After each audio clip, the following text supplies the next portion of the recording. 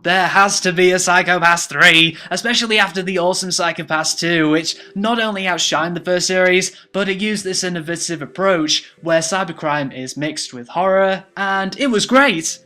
And I'm not a horror fan! So here's a few ideas that I have for the third series. Yes, I am wanting series 3 to be a horror, and yes, I want it to be 11 episodes long. So, story idea number 1, Akane versus an artificial intelligence. The reason Akane is so invincible is because she's not human. Do you remember that episode in Psycho-Pass 2 where she took on a load of killer robots and never got out of breath despite being a smoker? Or when she kicked Togene's ass? She's not human, so what better enemy for her than an artificial intelligence that can't be detected with the Dominator guns, that can't be trialed traditionally, and literally the only way to stop him is if Akane kills him, which she of course will refuse to do. This story begins with a new criminal mastermind who, like Akane, never gets a bad Psycho-Pass. He manipulates people into killing others, and because his manipulation victims, of course, get a cloudy Psycho-Pass in the process, they end up getting executed, which removes traces of the primary killer. This, at first, confuses Akane's police unit because the killings are by proxy, but eventually they track down the killer. The killer and Akane have an epic fight scene because her Dominator won't work on him. Akane kicks the killer's ass and throws him in jail, ready for traditional prosecution. However, before this prosecution takes place, the killer somehow transfers his mind into the internet, killing his human body but allowing him to escape custody. He then enters into a cyborg body and resumes killing by proxy.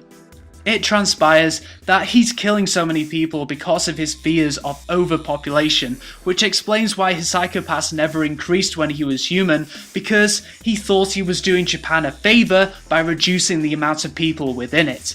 Akane still sees him as a criminal, but now his intelligence is artificial, so he cannot be deemed as guilty of crime. So Akane is asked by the government to kill this cyborg, which of course goes against what she is about. Akane attempts to convince the killer that what he's doing is wrong, but ultimately fails, as the killer has lost all humanity and is literally programmed to just kill. Akane finally kills this killer, making him the first person she's ever killed, which very nearly clouds her Psycho-Pass. I know, heavy stuff, but I think that would work within 11 episodes of horror, and I would like to see the relationship develop between Akane and Ginoza, and even Akane and Mika.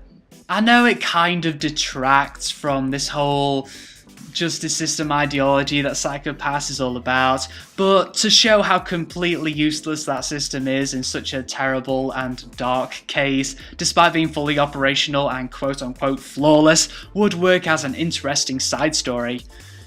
Well, that's just one story idea that cooked up. No, I will not sue Production ID if they use this idea, as long as they give me some credit. I'll be sure to let you guys know if any more story ideas for Psycho-Pass 3 services. Can't wait for the next series.